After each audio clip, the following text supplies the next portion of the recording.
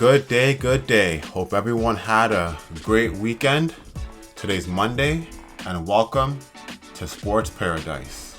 I'm Dub, short for Big Dub, and remember, no matter what, the boy Drizzy Drake is still numero uno.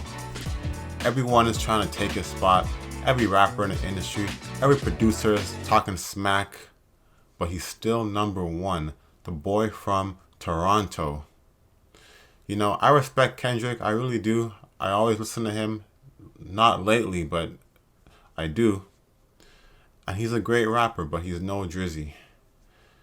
Kendrick's been trying to get back to being relevant. He doesn't drop that often, so now he's just dropping bars, dropping songs, just trying to roast Drake. But hey, you can have your opinion, but Drake is the GOAT, and he's not going to succumb to not being the GOAT anymore due to Kendrick, you know? So we'll see. We'll see how this beef ends up, but it's really entertaining, you know? You never really see things like that these days in rap. But Drizzy Drake, number one. And that's facts. Everyone just uses Drake's name to try to get the clout, and he doesn't get any royalties from it. He just got to defend himself to fans, to everyone coming at him, but he's number one. Anyways, that was a little spiel just because everyone on Twitter just rather say jokes and tweets over what the facts are. And it's quite annoying. But that's not sports related. But, you know, beef is like sports because you have mad rivalries everywhere you look. But on today's episode, Sports Paradise, we're going to start with the Maple Leafs. Then we'll get into Chelsea and the Premier League, and we'll preview this week's Champions League matches. We'll talk about the rest of the NHL and NBA Playoffs. We'll talk about the results of the Miami Grand Prix, the Madrid Open, and then we'll wrap it up with some MLB updates. The first month is over. Let's see what May brings us.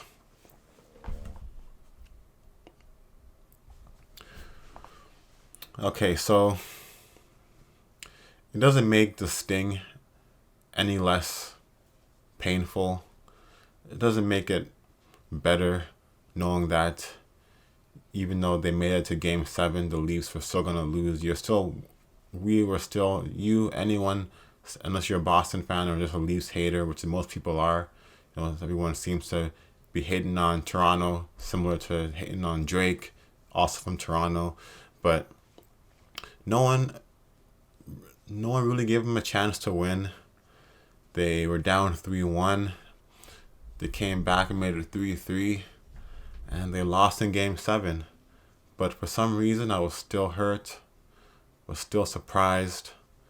And, you know, I was having mixed drinks throughout the game to try to cool my nerves. But it was just a tough loss to take year after year. Game 7 after Game 7.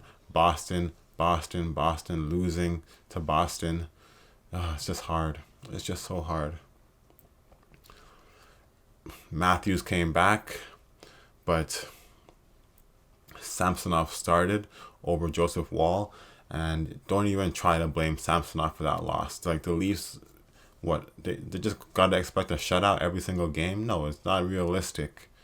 And the Leafs can at least score 2 goals considering who they have on their team, how much money they've paid 4 players on their team, taking up half the salary, and they can't score.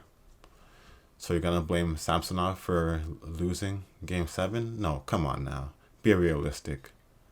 Don't be afraid to blame Matthews, Marner, you know, even Nylander, Tavares, especially the captain, Morgan Riley. It's just hard. The game was tight. You know, in Game 7, you'd expect the game to be tight. Both teams really didn't get the best chances throughout the game, but when they had to make saves, like Samsonov made some great saves, Swayman made some great saves, Weren't that many power plays. Like Boston got 2 power plays. The Leafs got 1 power play when they probably should have got 2. Like I think like Matthew Nyes had a breakaway taken down. That could have been called a penalty, especially when a penalty that he got called on him was kind of weak. But the Leafs killed it. Boston killed their penalties too, and it was 0-0 heading to the third. The Leafs, I was watching the game, and I did not know what would happen. Like I said, of course you expect the Leafs to lose because that's just what the history says about the Leafs, that they're going to lose. But it's not like they played bad. It's not like maybe they could have played better. Obviously, they could have scored more goals. But Boston, they're also, their fans would be saying the same thing. But of course the Leafs lost because that's just how it goes. The Leafs, they actually scored first. Nylander pass from Matthews, one time in the back of the net, 1-0. I was celebrating. By the time I finished celebrating, it was 1-1. Like, can you believe it? It just had to happen like that. The Leafs couldn't hold on to the lead for more than a minute, and after that, it's just like they're trying to play for overtime. But it was just frustrating to watch because maybe that's what Keith told him to do. Keith, Game 7, they're trying to play defense, trying to not make any fast breaks for Boston. So it was like they're playing in some sort of like baseball diamond shape, where at the blue line were the 2 defensemen, and then by the far hash marks were the wingers, and then in front of the net was 1 player. So the Jays would just, or not the Jays, see baseball diamond, but the Leafs would just take outside shots and expect 1 player to get the rebound and score. Meanwhile, there's 2 defensemen, 2 Boston Bruins in front of the net to box him out, to box out the Leafs player in front of the net. So there wouldn't be a rebound opportunity for them to even score because he'd be cleared out, guy by himself in front of the net, only taking outside shots. When they get close to the net, it seems like they try to make the perfect pass. Even in the Game 7, it's like, I don't want to make this pass, so I'm going to keep on skating with the puck and end up making a worse pass, holding on to the puck for too long and not being productive. Like I wasn't watching how the Bruins were playing. I'm mostly focused on the Leafs, obviously.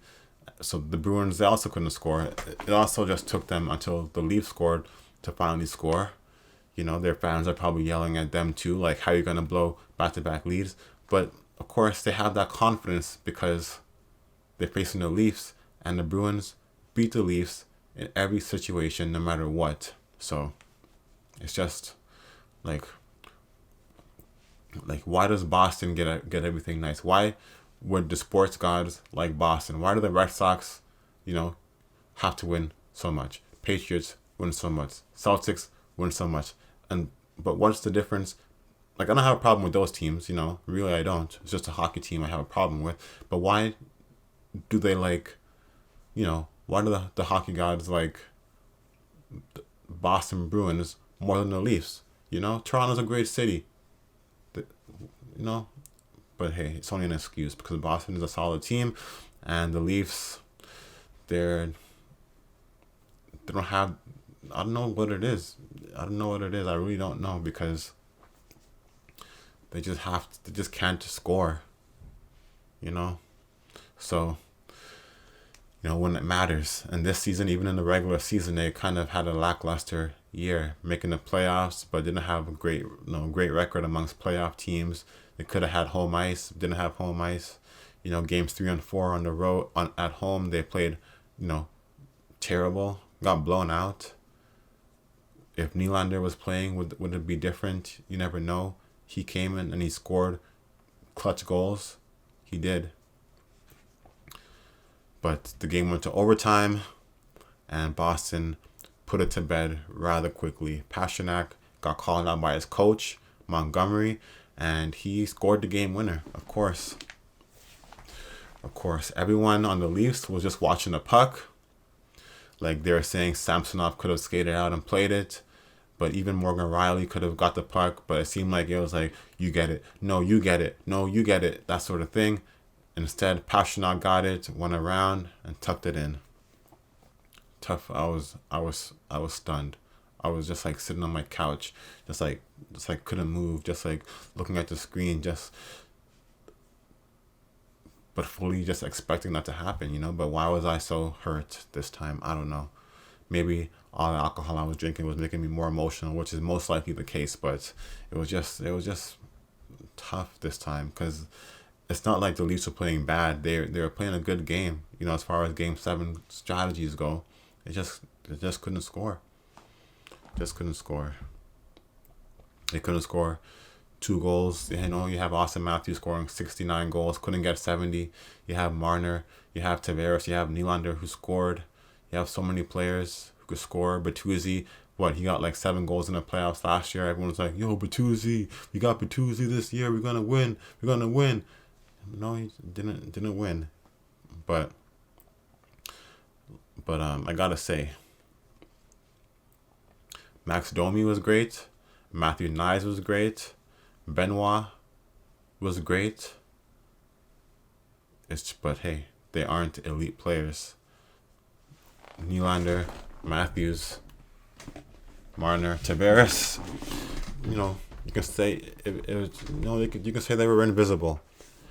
I mean, Nylander did score, but Matthews, invisible practically. Marner more than invisible. Like he might as well have been invisible because him playing was worse than if he was invisible. And Tavares, he created the game winner, but why couldn't he score a couple more goals? Captain, Toronto native. Everyone going into Game 7 saying, what's gonna happen? The Leafs record in Game 7, 0-7, trying to avoid going 0-8, making history. Boston blew a 3-1 lead last season. Best team in the league last season by a landslide. We're up 3-1 against Florida. Blew a 3-1 series lead. And now are they going to do it again? What's going to happen? Leafs 0-8 in Game 7 or Boston Bruins blowing back-to-back series lead 3-1? What's going to happen? Of course, Leafs 0-7, now 0-8 in Game 7. So, hey, what's going to happen? So, what's really next? Who needs to go for the Leafs? I gotta say, it's gotta start with Sheldon Keefe. I've been saying he should get fired since, 3 years ago. Still stayed around. Maybe now he'll get fired. Tavares, he's kind of gotta go, but he's getting paid a lot and he only has 1 year left on his contract. Marner has to be traded somehow. For what? I don't know. For a defense. But I don't know. Matthews has to be a captain. Other players, stars are performing in the playoffs, but Marner's not. Like you see Draisaitl, you see McDavid, you see McKinnon, you see Rantanen, you see Mika Zibanejad, you see Sebastian Aho. Everyone just playing great. Marner, where is he? Where is he at? Who knows? So it's not like I don't know what exactly to trade Marner for, because you can get like a winger like him pretty much anywhere. You can even draft a guy, but to get a defenseman, like a stud defenseman, to play 28 minutes, be a positive guy, physical, it's gonna take a lot more than Marner for that. And of course Marner is valuable. He's one of the most talented guys in the league, but it'll seem like the Leafs are trying to get rid of him so they won't get what they should get for him,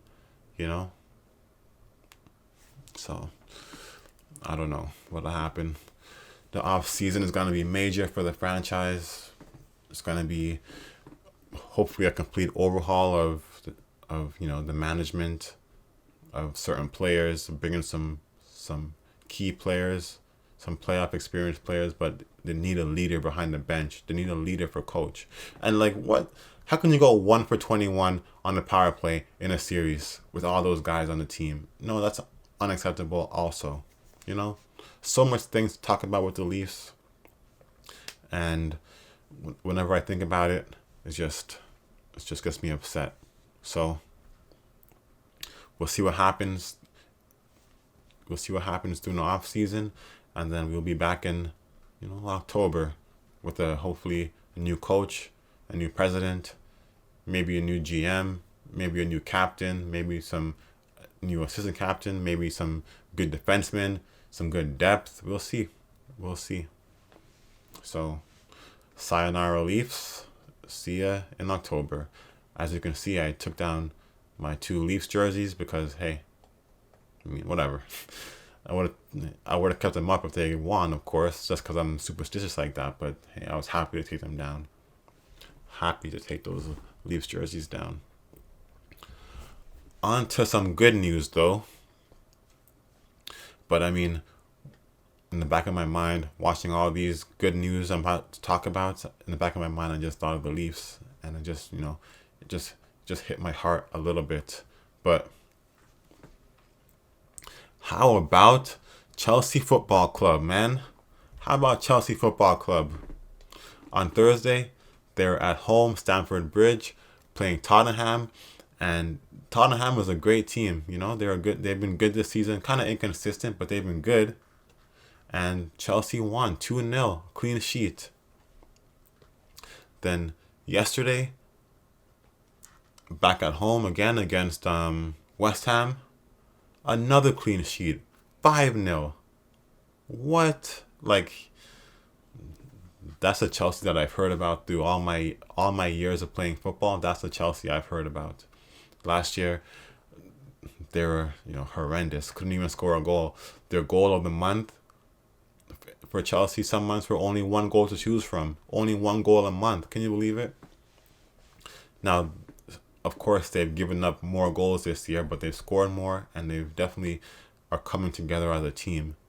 So, in their 2-1 win, or 2-0 win against Tottenham, Conor Gallagher kicked a free kick from maybe 15 yards outside the box, maybe 10 yards outside the box, right to the head of Chalobah, and you'll never see a better header.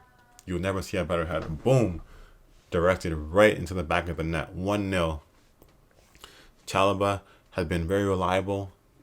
When he's been playing, he's been good. He's been starting. Potts trusts him to play the center back or the left back, or I think he's left back. And his awareness to move up, to go back down, just to join the action, is great. Nico Jackson then made it 2-0. Cole Palmer, free kick, hit the post. Jackson's right there to head it in off the rebound into the empty net. That goal seemed easy, but based on Jackson's history this year, he could have missed it. He had to maneuver himself in a way where he could get his head in a proper position to get it into the corner where the goalie wasn't. And it looked easy, but it wasn't easy. And given Jackson's struggles this year, especially heading the ball, but just finishing in general, that was a quality finish. So hopefully he can score more. So it's something we're used to seeing, and then we can be like, yeah, that's easy. He does that in his sleep, Nico Jackson. So hopefully he'll score more. That was Thursday. Yesterday, West Ham, Chelsea, Stamford Bridge. What a game. Another clean sheet for Petrovic. And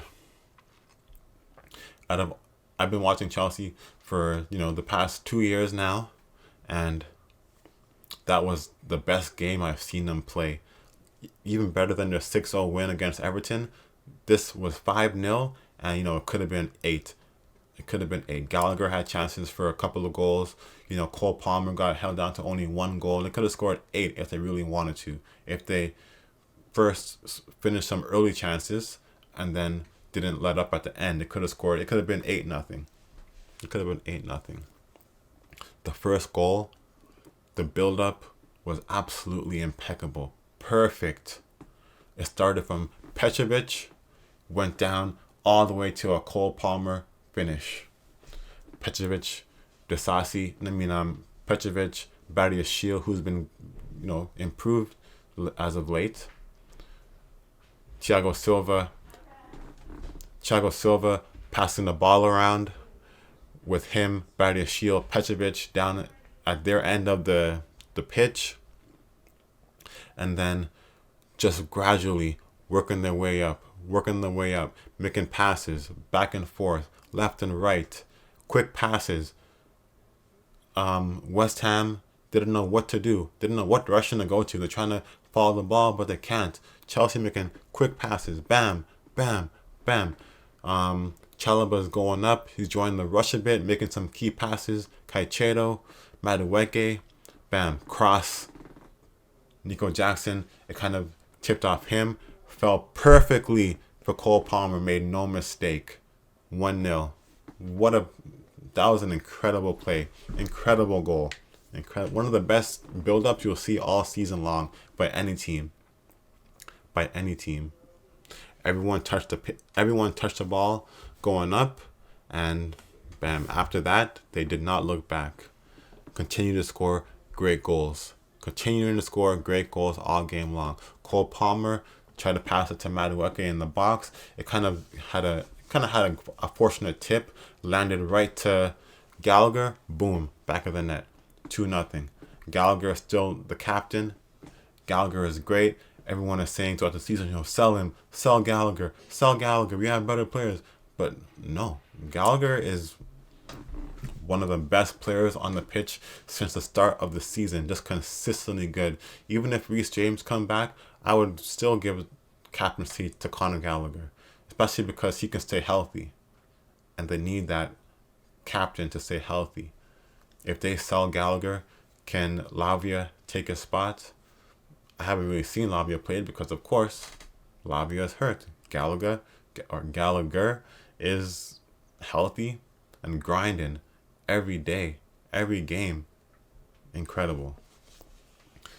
Madueke was getting a lot of shooting chances. He's just so quick with the ball. The ball on his feet. You don't know which way he's going. Sometimes he bobbles it a bit, but then he's just so quick. He can keep the ball. Shoots it. Almost scores all the time. But Madueke's goal came from a corner kick header. Mikhailo Mudryk, corner kick. Straight to Thiago Silva's head. Boom. Straight to Madueke's head. Boom. Back of the net. 3-0 Chelsea. Just like that. Everyone is saying that Madueke was expecting his goal to come off like one of his feet, of course, but he was laughing because the ball just went off his head. Directed it into the back of the net. 3-0 Chelsea. Stamford Bridge. The fans just crying tears of joy. Every time they pass the ball, they pass the ball. Ole! Ole! Ole! Man, I never seen the bridge sound like that in all my 2 years, watching Chelsea football. That was just a sight to see. And what did I say? I hope that Nico Jackson can score more goals. Man, listen to this. Chalobah with a great long ball. That long ball, that pass that he made to Madueke was at least 40 yards. I'm just guessing, but it looked like 40 yards. Perfectly placed. Madueke picked it up and was on a breakaway. He could have shot it. He could have been selfish and shot it. It probably wouldn't have been a good shot because he was right in front of the goalie. Nico Jackson, right place, right time, doing what a center forward striker should do, getting open, tap in. Madueke passed it to Nico Jackson, bam, tap in. And what a connection, because Madueke could have been selfish. He could have just taken the shot. Some guys like Sterling, they might have shot it, but Madueke passed it. What a connection these guys are building, the chemistry, the camaraderie. What a connection. That wasn't it. Moises Caicedo, another great through ball, and that was at least like 15 yards, perfectly placed. Nico Jackson timed his run perfectly. He scored the goal. He finished it. Usually, sometimes he's in a position he doesn't know what to do, but this time he just bam, shot it into the back of the net. They checked for offside, but it was perfectly timed run. He got the ball, bam, finished it. A brace. 13 goals this season and counting. 13 goals and counting for Nico Jackson. And everyone is saying, he's not that good. He's not that good. But I gotta say, he's getting much better. And 13 goals by Nico Jackson are tied for Drogba, the Chelsea legend Didier Drogba.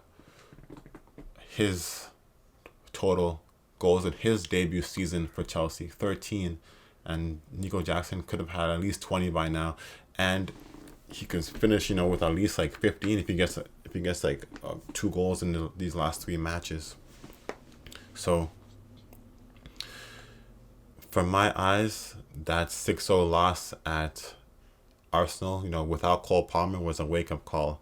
They started the next game against Aston Villa quite slow, but they tied it up, and hey, since halftime, like they've played a half and 2 games of clean sheet football. Absolutely amazing. So,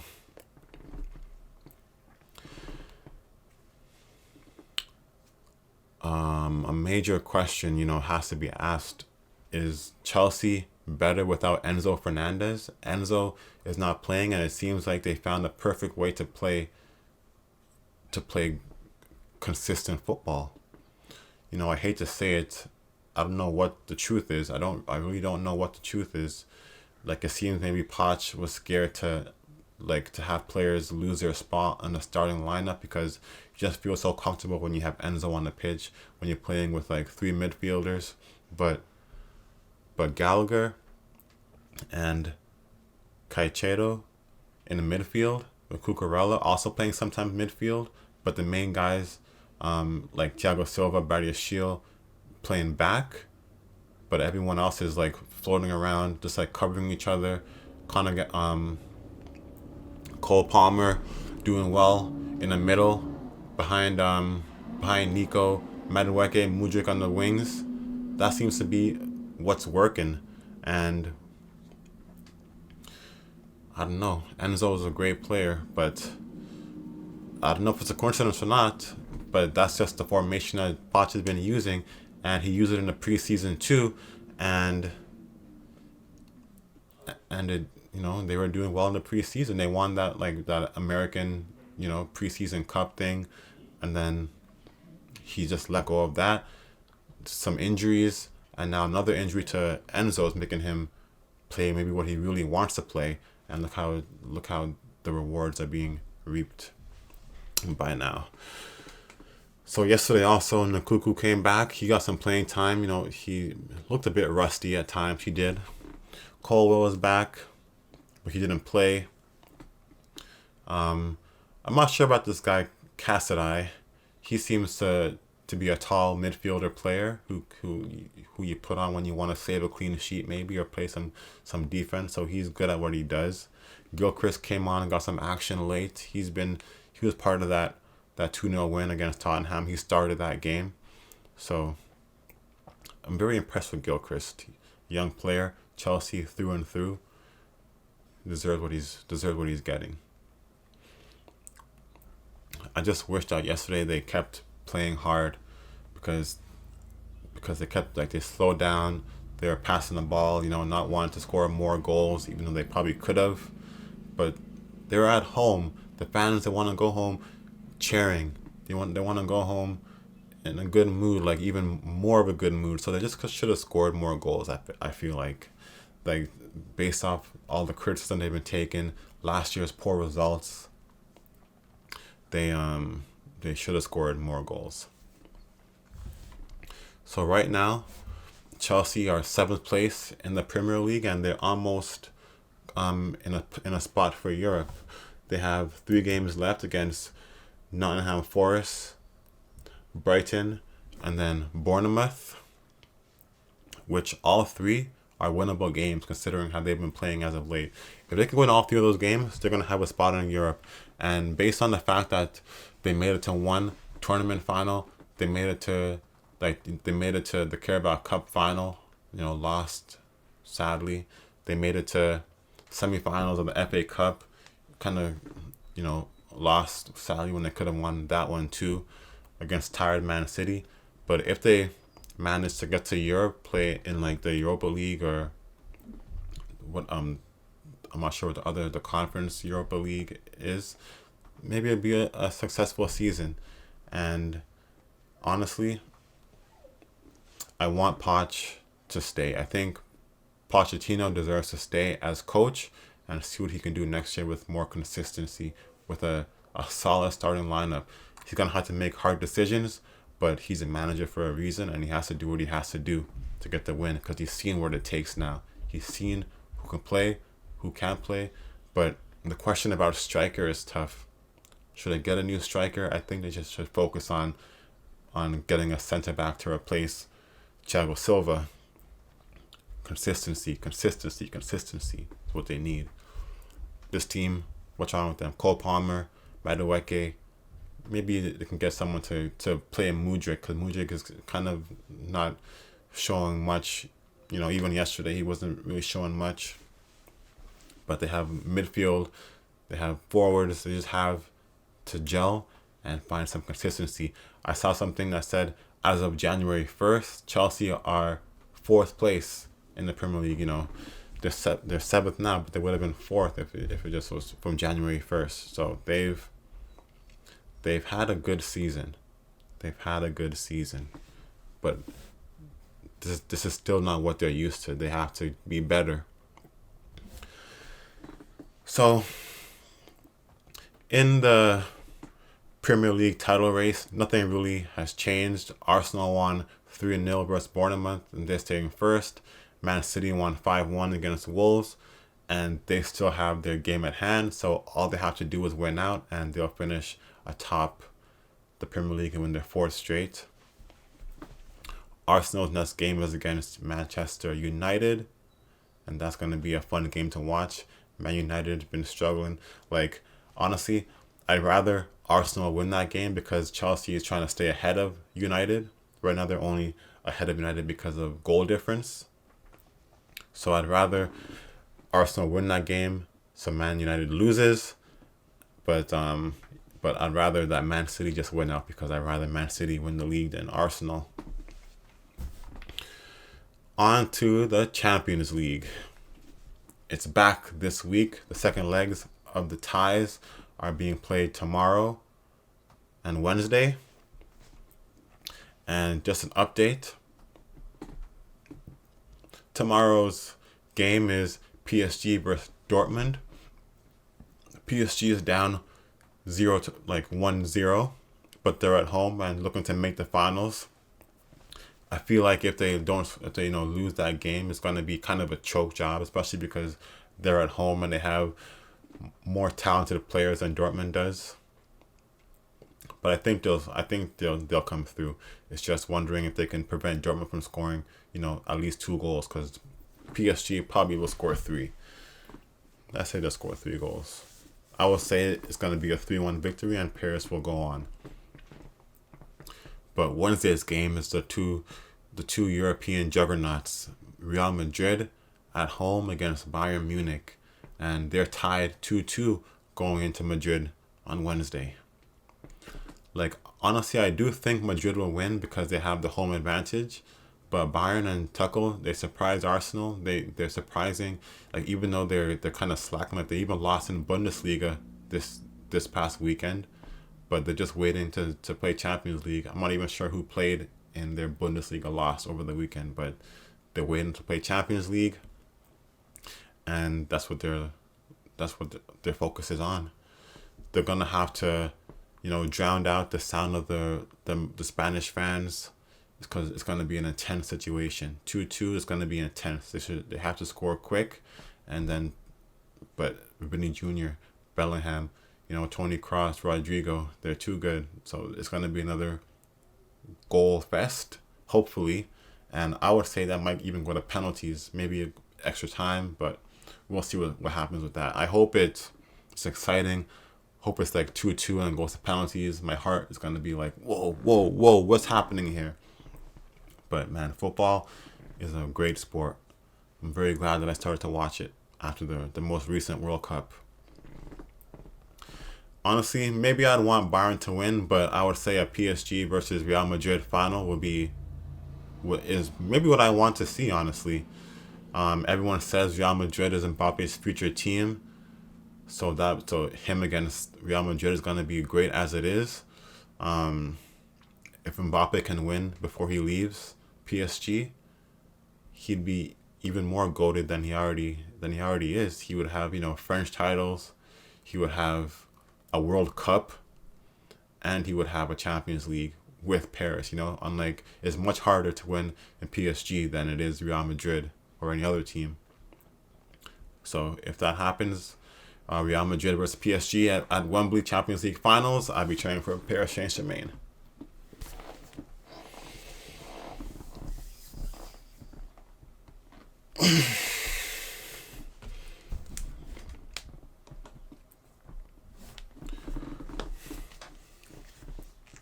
So just some hockey news. The second round is underway. Last night was the game 7 between the Dallas Stars and the Las Vegas Golden Knights, and Dallas won that game. Dallas, they came out and they played great, and they managed to win 2-1 in game 7. And they were at home. Dallas was at home for that game. Dallas went down 2-0, but they managed to come back and win, so that's good. Jake Ottinger was great. He hardly allowed any third period goals. He was like a stud all season long. Dallas was strong all season long, so I guess it shouldn't be too much of a surprise, but it's just surprising because Vegas was the defending champions. So now that game 7 was dealt with, all the matchups are set. The Bruins facing the Panthers.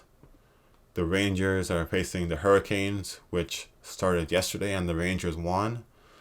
As far as who I want to win a Stanley Cup now, I wanted to see a Toronto-Edmonton final, but now that Toronto is out, I wouldn't want to see Edmonton make it to Stanley Cup final just because Canadian team, etc. I don't want Vancouver to make it either.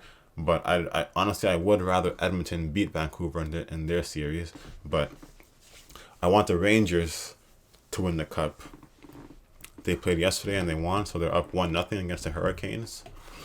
In the Western Conference, the Avs are facing the Dallas Stars, and in the All-Canadian matchup, it's the Oilers versus the Canucks, like I just mentioned. Both my biased and my unbiased brackets are, torn up. One of the worst I've done. But I think the Panthers will beat the Bruins. I think the Rangers will beat the Hurricanes. I think the Avalanche will beat the Stars. And I think the Oilers will beat the Canucks.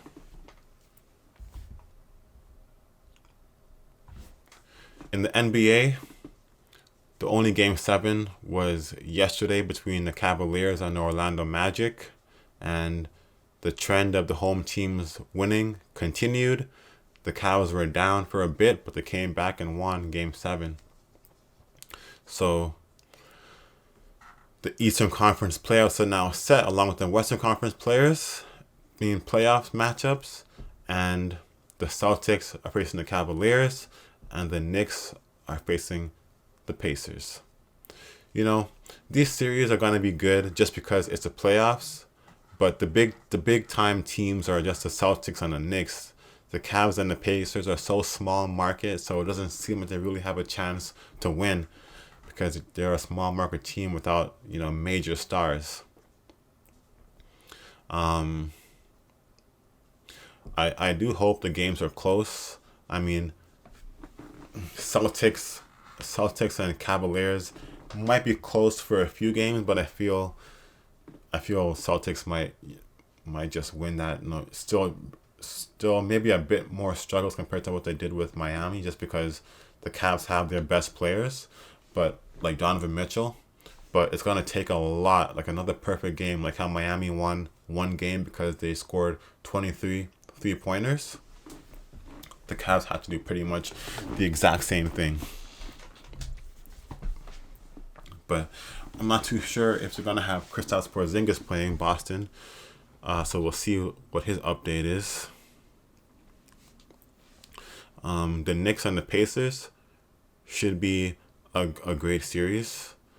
The Knicks are trying to keep rolling. Jalen Brunson is absolutely amazing. And the Pacers don't really have a player who's as good as Jalen Brunson. Like Halliburton is a great point guard. Siakam is a great two-man, Miles Turner, but Jalen Brunson is just better. And the Knicks, they just have grinders. They just have just like hearts, just like hustle, you know? They just have that New York about them. So even though Jalen Brunson is missing his sidekick, Julius Randle, that's the other star in the Knicks. The team is just full of, of heart. No pun intended. Josh Hart, Dante DiVincenzo, Hartenstein, OG Anunoby. They have great role players on the team to help to score a bit when Jalen Brunson needs some help, when he needs a bit of a rest.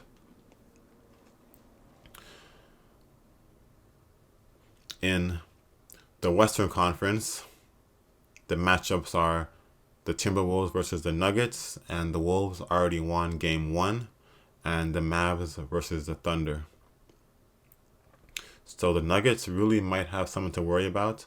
I feel like whoever wins this series is going to go to the finals anyways, between the Wolves and the Nuggets. But the Nuggets have the best player. They have the best record, by one game against Minnesota, who lost their best player for some time. But that team is great inside and out. Inside as in Gobert, Towns. Out as in Anthony Edwards, who's just elite. Like I said, Brunson is amazing, but Anthony Edwards is like that guy, he's just elite. He's just like, Kobe, like Jordan, just the personality. It's just, he's just an amazing player, I don't want to say amazing for too many guys, but like Anthony Edwards has been the best player in the playoffs so far. And the Nuggets have to win Game 2, of course, or else they're going to be going down 0-2 when they have home court advantage. The Mavs and Thunder will also be a good series. I hope the Mavs win, even though I do like the Thunder. The Mavs sent home the overrated team of the Clippers, so they got to go do some soul searching on the golf course or in Cancun or wherever they're going to be going. But I don't mind the Thunder because I used to cheer for them when they had Durant, Harden, Westbrook. I used to like the Thunder mostly because of Durant, obviously. But I just want to see Luka and Kyrie cook. I want to see what they can do as a duo. And I guess they're pretty much just more exciting than the Thunder would be. That's pretty much it. So I think the Celtics are going to win in 5 against the Cavs. I think the Knicks will win in 6 against the Pacers. I think Nuggets are going to win in 7 against the Timberwolves. And I think the Mavs are going to win in 7 against the Thunder.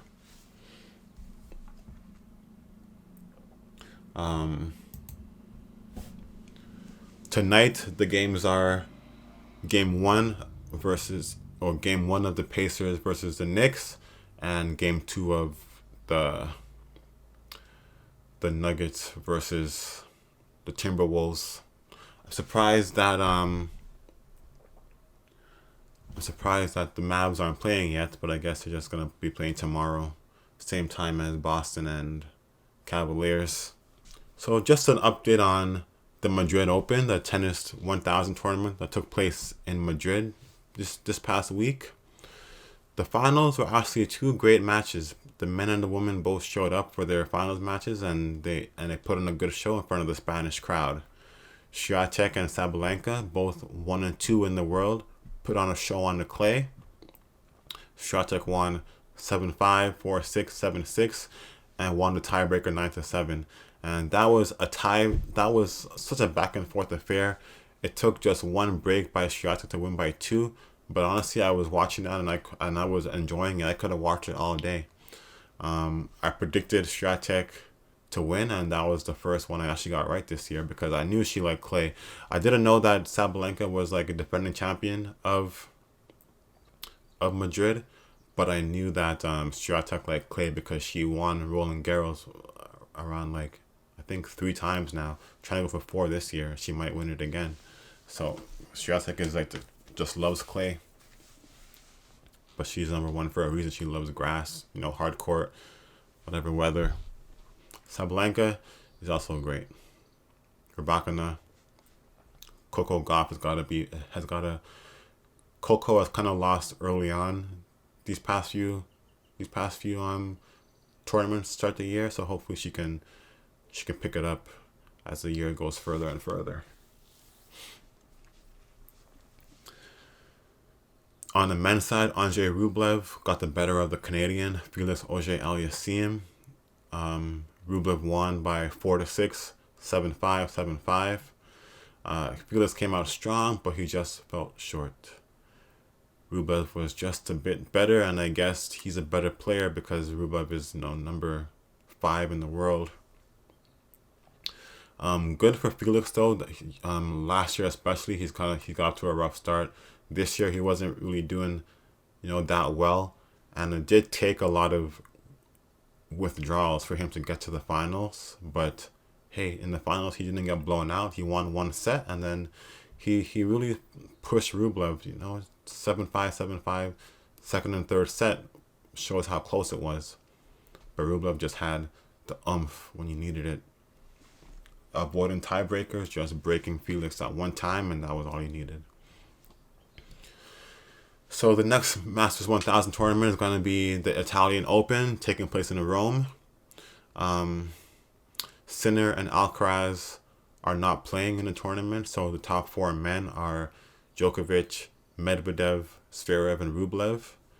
And Medvedev is the defending champion, so I think he'll defend his crown. Djokovic, maybe he might make it far, but so far he hasn't been making it far in tournaments. Been getting upset. Zverev, I'm not sure how good he is on clay, so he might make it far, but hey, maybe without Sinner. And Alcaraz, maybe he'll make it to the finals, you never know. And Rublev, it's always tough to go back to back, so I'm going to go with Medvedev. The top 4 women are Swiatek, Sabalenka, Gauff, and Rybakina. It's hard to go back to back, like I said about Rublev, so I won't pick Swiatek to win. She might just even lose kind of early to her standards and just be waiting until Roland Garros starts.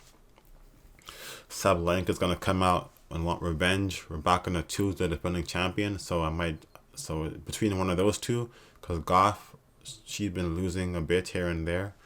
I would say Sabalenka is going to win that, or Rybakina.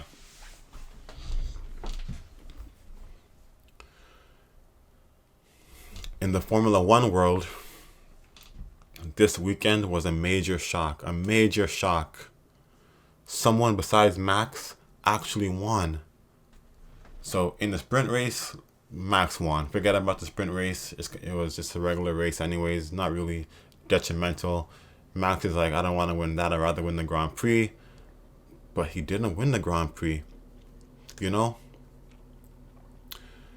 race was at 4 o'clock, and I was waiting all day to watch it. Like, I woke up, I watched Chelsea 5-0. I watched the Madrid Open 1000 final, and I was still waiting. The Jays were on a rain delay. They started, and I was watching them, and I was still waiting for the Grand Prix to start at 4 p.m. Eastern Time. And that race did not disappoint at all. All my years watching Formula 1, about 4 years now, 3 years maybe, they've all been saying, oh, If a safety car happens, you can win. You can only lose about 10 seconds when a safety car happens, and it could be an advantage to certain people, no matter depending on where they are in the race. But I never really saw it in action or in an actual situation where it helped someone win until yesterday. So, Max, as usual, was winning the race, but McLaren came with some upgrades for Lando Norris. They came to Miami with some upgrades, and it really paid off because Max was winning the race, but instead of because usually Max, he would be leading up by 20 seconds after 5 laps, but he wasn't breaking ahead of the pack. It was very close. His biggest lead was like only 3 seconds, and he was, oh man, I'm trying to recall exactly what happened, or tell the story in whatever order it happened. He was up, and then he pitted, and it made Lando take the lead in the race. So Max, like I said, he's usually up 20 seconds. So when he pits, he comes out, he's still first. But then he pitted, Lando was first, and then bam, Logan Sargent crashed. Safety car. Lando Norris pitted, and he came out still first place. Like, when do you ever see that happening? He came out still first place. Safety car went around the lap for a little bit. The car let the racers catch up to Lando, because Lando came out of the pits and he would have been like a whole lap ahead. So that they allowed the drivers to go past. So Max caught up to Lando. Safety car went in, and like you'd expect off the rip, like Lando would be under pressure from Max. Like he'd be like Max would just overtake him right away almost. But he didn't. He held on for when the race restarted after safety car. Lando was under pressure from Max for at least like only 2 seconds, like a few corners only. But Lando held on, and he won the race by 7 seconds. His first Grand Prix win. He beat Max Verstappen, the second person this year to win a different race, like to win a race besides Max. Carlos Sainz won, and now Lando Norris won his first race ever. That was great to see. So Max came second, Charles Leclerc came third, and the Brits got to hear "God Save the King" for the first time in like forever, it seemed like. I think the last Brit to win a race was George Russell with Mercedes in Hungary. That was Hungary, right? I'm not sure. I don't think it was that. It was Brazil. George Russell won Brazil. He got the pole in Hungary. And it felt like Martin Brundle was gonna cry as he was commentating. He's like, I don't want to talk about it. Let's not talk about Lando Norris right now. There's 5 laps ago. He's up by like 5 seconds. I don't want to talk about it. Don't jinx him. But hey, Lando won. He held on. It was a great drive, and it was well deserved. The safety car was some good fortune for him, but he was still driving rather well against the fastest car and the fastest driver, Max. So, good for Lando. Sainz finished 4th, but he got a penalty, so he dropped to 5th. Checo 4th. Lewis 6th. Good for Lewis. That was a good drive by him. Tsunoda 7th. Another surprise. George Russell 8th. That's pretty much where Mercedes has been all season. Alonso 9th. And Ocon 10th. The next race is going to be in 2 weeks in Italy. The first Italian race. Ferrari home.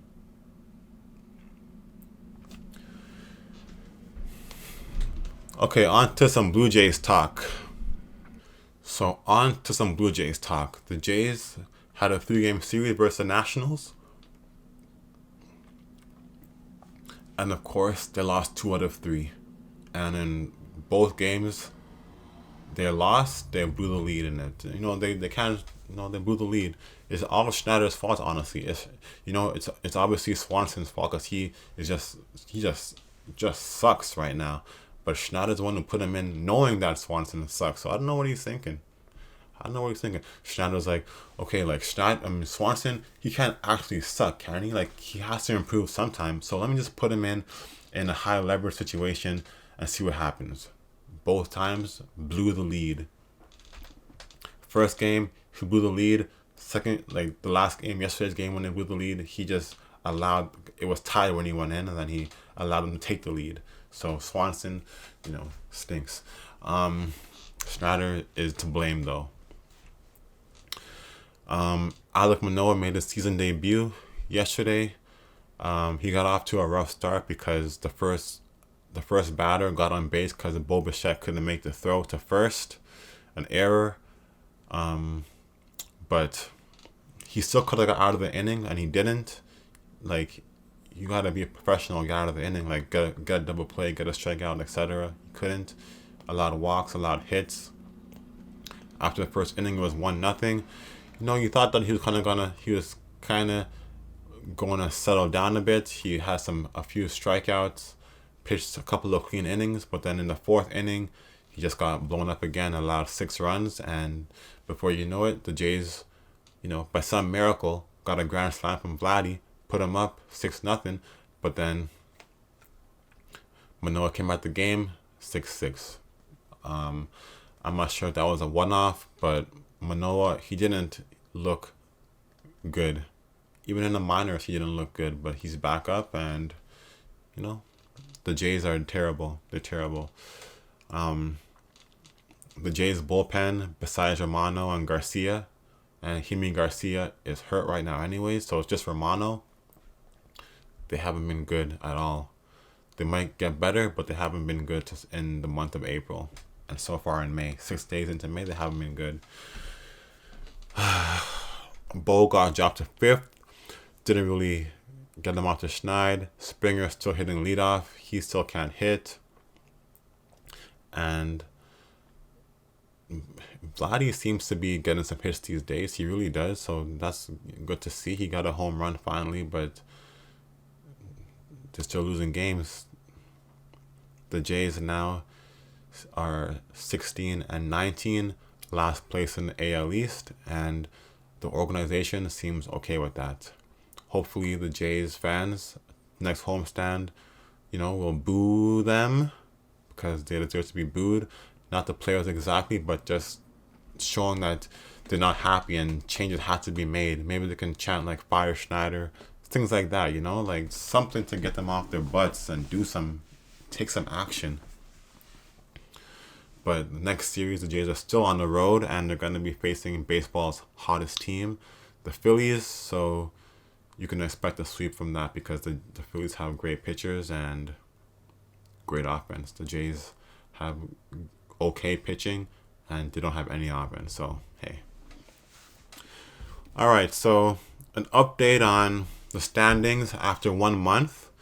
In the AL East, the Orioles are first, my new favorite team. The Yankees second, Red Sox third, Rays fourth, Blue Jays last.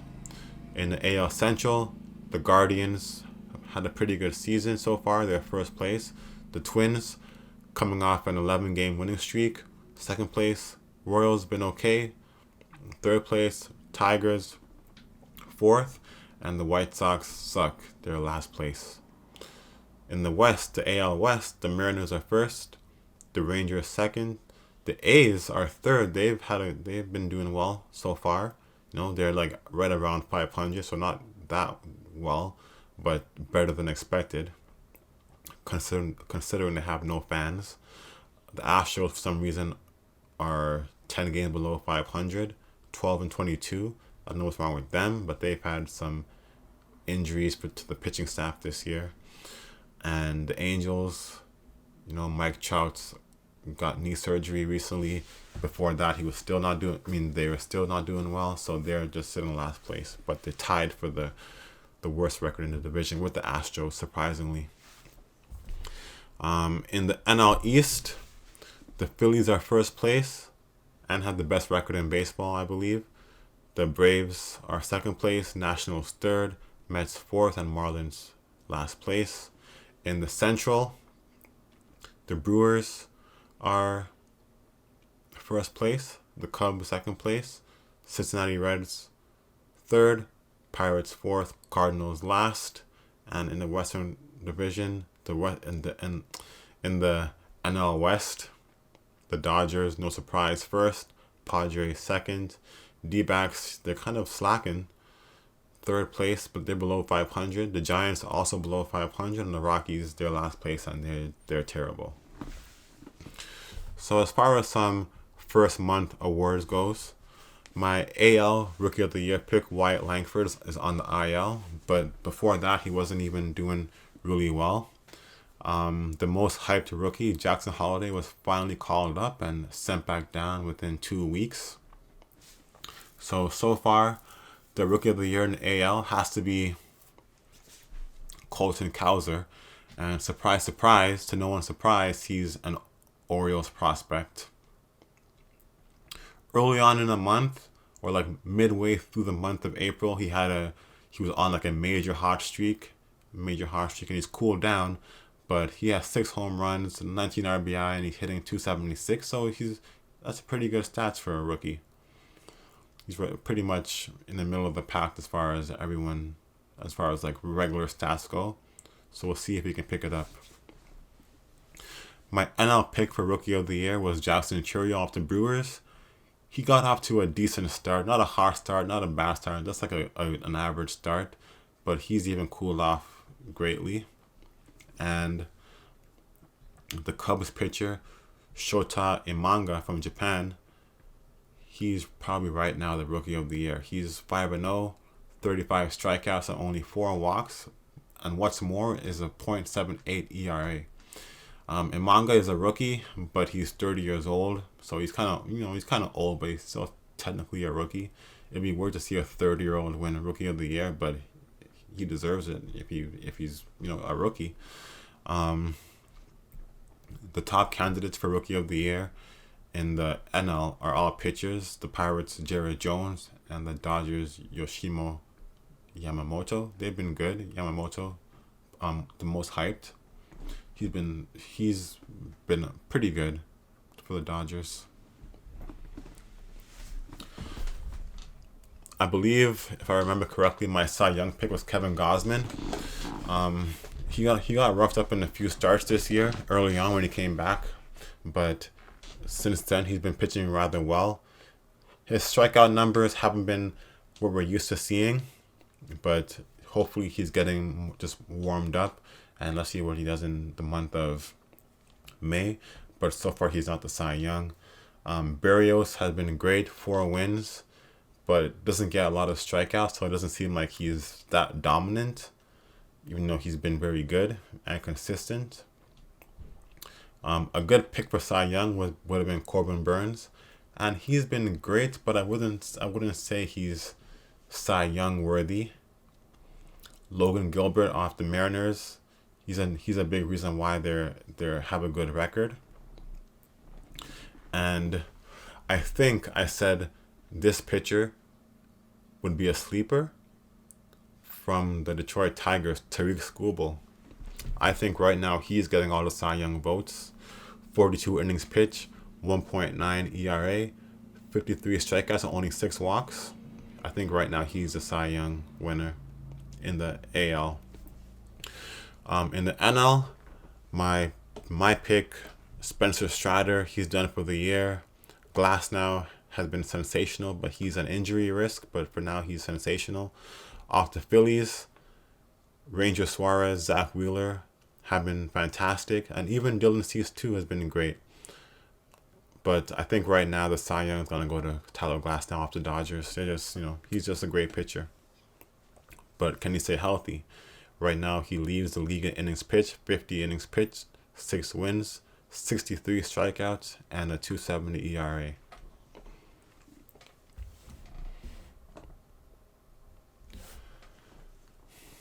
My pick in the AL for MVP was Julio Rodriguez. and he is off to one of the slowest starts. Only one home run and 11 RBI, considering the Mariners are first place in the AL West. You'd think he'd have better numbers, but it seems like the pitching and the relief pitching is carrying them, which is good. But Rodriguez has got to be better. He had an MVP season when he was a rookie, and since then he's kind of slowing down.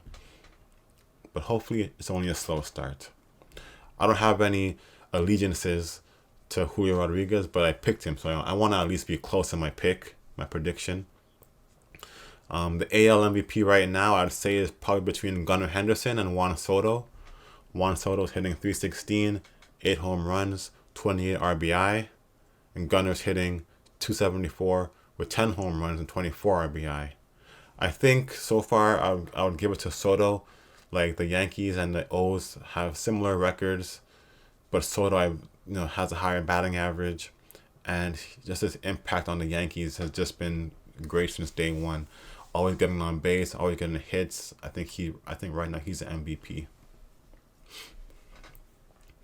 My NL pick, Bryce Harper, he's not doing so bad. He got off to a horrendous start, but since then he's been picking it up. He's getting his fair share of home runs. He has 7. But right now the Phillies MVP, and maybe the actual MVP too, is Alec Bohm. At the moment he's getting a lot of MVP votes, I'm sure. I think he was he Player of the Month? I don't know if he was Player of the Month. It could have been Ohtani or Betts, but right now Bohm is hitting .360 with only 4 home runs, but 32 RBI, and he just keeps getting RBI, he keeps getting hits. And I hope he can keep it up, at least something close to what he's doing, because he's on my fantasy team.